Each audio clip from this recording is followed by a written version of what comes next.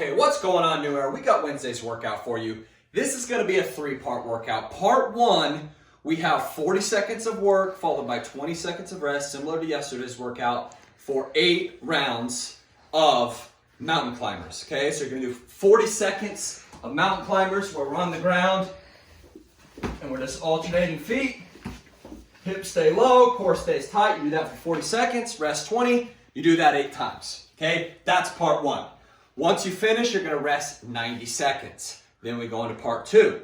Part two is 4 different 1-minute stations with different movements, followed by a rest minute, and we're going to do that 3 times. Okay? The first move is called an elevated curtsy lunge. Okay? You're going to start on either leg you choose, but you'll be on a bench. Okay, so I'm going to go with my right leg. I'm going to step my back leg down, stand back up.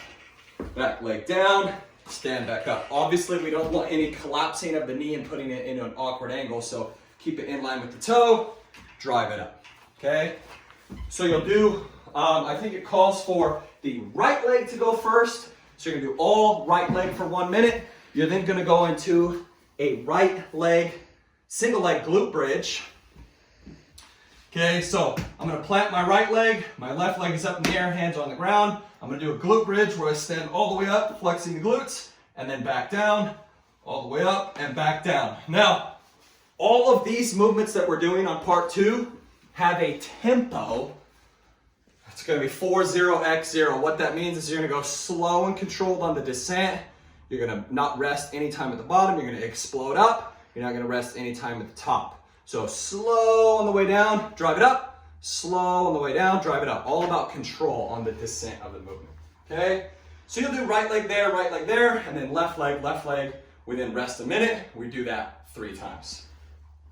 And then part 3, after we finish that, we'll take our 1-minute rest. We go into part 3, which is 3 rounds with a 1-minute rest after each round, okay? It all makes sense once you look at it. 3 rounds. First 10 reps are toes to hands. It's kind of like our up-down, without actually coming up to the extended position. So you head to the ground, you hop out, hop the toes into the hands. Okay, 10 of those. You don't have to stand up every rep, you're just going toes to hands. Next movement is gonna be a reverse sit-up. It's been at least a week or so since we've done these. You're gonna go on the ground, hands are flat. You're gonna bring your knees to your chest, big stand up, and then go back out. Up, and back out. Notice I'm staying engaged at the bottom, I'm not arching the back. Okay, the low back should be rounded into the ground. From there, we have our regular sit-ups.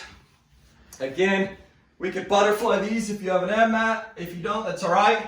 If you don't have an ab mat, go with a straight leg sit-up and try and touch the toes. If you have an ab mat, you can butterfly the feet, like I've talked about in the past.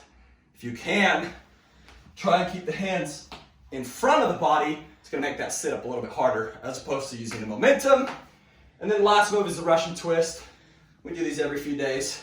Tight core, good rotations, tapping the ground, both hands. You can do that 3 times, resting a minute after each round. This is gonna be a long one, but a fun one, okay? We'll see you on Zoom, have fun.